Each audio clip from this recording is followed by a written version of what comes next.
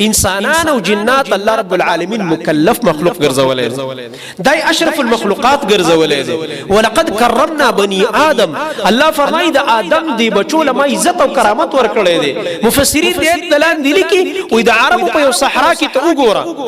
یو ماشوم بي د سلو خان قافله به د پس روانه یو پیلنی وخنه به مهار نیولې او دا سلوانو خان به یو ماشوم پس رواني د دې وړو کې ماشوم دا احترام د دې سلو مضبوطو خان او حیوانات په ځړ کې چا واچو الله رب العالمین دا انسان دومره عزتمند الله رب العالمین له کائنات مسخر کړی ساينس ټیکنالوژي کې لګې دې کار کوي د کائنات په تسخير کې دې لګې دې کار کوي د بلډینګونو دوه درولې دي اوس پوری چا ویل چې فلاني غوي فلاني ځکه کور دې دومره چاته دې دومره مارکیټ دې او پلازا دې خو دا انسان دې لګیا دي